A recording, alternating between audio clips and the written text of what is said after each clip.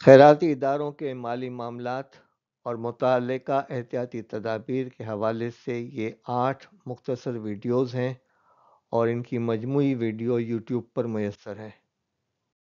دیکھیں، احتیاطی تدابیر میں ڈیٹا پروٹیکشن بہت اہم ہے۔ معلومات آپ کسی کو شیئر نہیں کریں گے کہ کس سے کتنی رقم ملی۔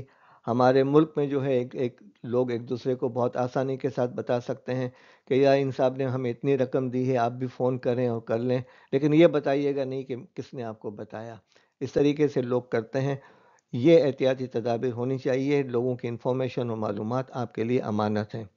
پھر اسی انداز سے فنڈ کلیکشن کے اندر دھوکہ دہی کے امکانات بہت ہوتے ہیں کہ بھئی ہم آ رہے تھے اور سفر میں ہمیں لوٹ لیا گیا، اور ظاہر ہے آپ اگر پہلے بینک میں جمع کرا دیتے تو ایسی صورتحال نہیں ہوتی۔ اسی انداز سے بہت ساری رقومات جو ہیں وہ خرد بوٹ ہو سکتی ہیں۔ اس میں بہت احتیاط کی ضرورت ہے اور کنٹرول کرنے کی ضرورت ہے۔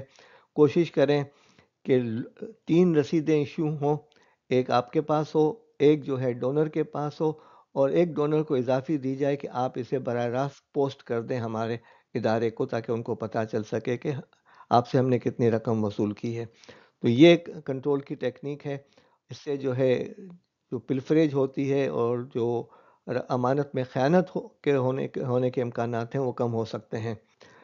اس کے علاوہ مشکوک سرگرمیوں کو پہچاننے اور اطلاع دینے پر عملے اور رضاکاروں کو تربیت دیں، اس لیے کہ جہاں محاسبہ نہیں ہوگا وہاں چوری کے امکانات بڑھ جائیں گے۔ تو اداروں کے اندر یہ نظام کی ضرورت ہے کہ وہ اس انداز سے کام کریں۔ احتیاطی تدابیر کا اگلا پوائنٹ یہ ہے کہ کسی بھی قانونی نقصانات سے بچنے کے لیے اپنے دائرہ اختیار میں خیراتی فنڈ ریزنگ سے متعلق قانونی تقاضوں اور تبدیلیوں کے بارے میں باخبر رہیں۔ جیسے حال میں سپریم کورٹ کی فارن فنڈنگ کیس کا آیا ہے کہ $5,000 سے زیادہ جو رقم آئے گی اس کو حکومت کو اطلاع دینی ہوگی۔